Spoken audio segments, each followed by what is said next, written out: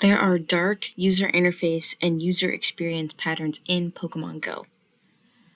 These dark patterns, the UI and UX patterns, are interface or interaction designs, and they are baked into the design to manipulate us as users of these apps and players of these games into doing things that we necessarily didn't mean to do, and it's often for the platform's benefit.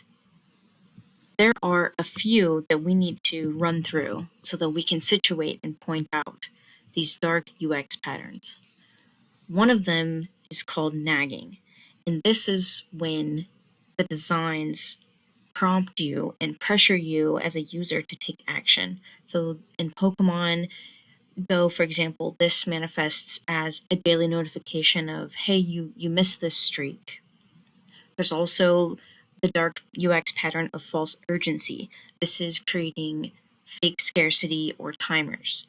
We see this in Pokemon Unite with limited events and also arbitrary time windows for certain arenas or to play certain characters. The third pattern is obstruction, and that is going to make what we desire harder to do. So this means when we navigate menus, to turn off notifications, or if we pause an autosave, it's going to make that difficult for us to even find those settings. The fourth pattern is pre-selection, which is a default option that's going to favor the system. This is more of auto battles that are going to be enabled in Unite or Pokemon Go by default. And then also there's this idea of a roach motel. The premise with this fifth design is that it's easy to enter, but it's more difficult to exit. So this could be a free trial on a platform like Pokemon Home, or even Pokemon Go's currency mechanics. Let's think of some more examples in action. So we can see in Pokemon Go, there is this concept of timer anxiety. We see it with community day pressure. So there's all these arbitrary spawn windows, but you can only get them from X time to Y time. There are also microtransactions that sort of nudge us, like, hey, you don't have enough Pokeballs, or like you're out, right? So like here's a pop-up with the buy now button in bright green, neon green to get you to click. There's also some streak traps, right, where it's going to punish players for the breaks that they take, and it sort of guilt loops you by design. In Pokemon Unite, there is also this progression that feels predatory, where there are layered currencies that are going to make the real value obscured. There's also this fear of missing out with different skins or events, so it's going to encourage you as the player to log in daily and to battle more and have more battle pass purchases. There's also the matchmaking concept that makes it difficult to tune into engagement. There's no transparency really around the matchmaking. And then in Pokemon Home and some other subscription services, we've already touched on these, but this idea of a roach motel where you have a free trial, but it's going to auto renew. And so canceling it is going to be very difficult for you as a Pokemon player.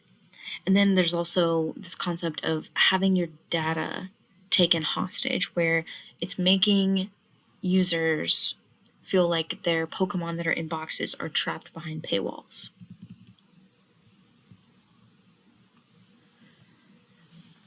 In the dark UX patterns that we're seeing, there's this concept of time and context. We call it kairos. And in this case, it's a manipulation. It's a rhetorical manipulation of time. And the dark user interface is a weaponized form of kairos.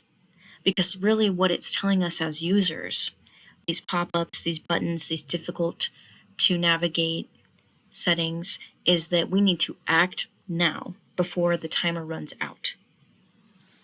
In other words, you as the Pokemon trainer are playing not at your right time, but you're playing at the platform's enforced time. That means when these platforms control the timing, they're controlling your options.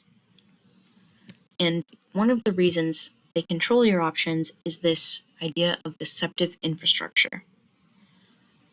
these dark UX patterns, they aren't broken. It's not that they're disregarding the community, where you'll see conversations on Reddit swirl around, UI, UX issues. They're working as intended. They're working as designed.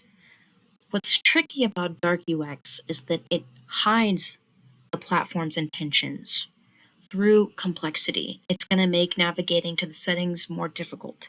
It's going to delay the pop-ups just by a few moments so that when you try to transfer that Pokemon, you hit something else instead. And it's also going to give you a little bit of misdirection. We know this, another term, as infrastructural rhetoric. In other words, these platforms aren't using language. They're not telling you to buy now, but they're telling you to buy now with menus and timers and even the colors that they're using, the opacity, right, of different screens, different overlays that we're looking at. So one of the things that we can do to subvert this deceptive infrastructure is to not engage. We can quit, we can close out of the app, we can delete it, we can ignore the systems more than we can opt out of them. And by doing that, we resist that designed pressure. Other ways we can do this, and some might get you in trouble, such as spoofing, right? If you spoof your Pokemon Go account, Niantic can find out and chase you down and ban you essentially. But spoofing is an example of resisting. You can also turn off your notifications, go to settings, you can disable your adventure time with your buddy in Pokemon Go. You can uninstall the app for a while too, or you can just return to older games where you're not feeling this bombardment and this pressure to buy more coins, more sleeves, more skins, etc. And these are ways that we can play the games on our own terms to avoid this weaponization of dark UX UI.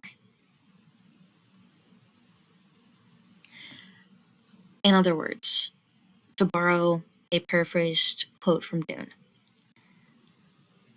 the best way to avoid a trap is to know that it is there. So now you know. So be on the lookout.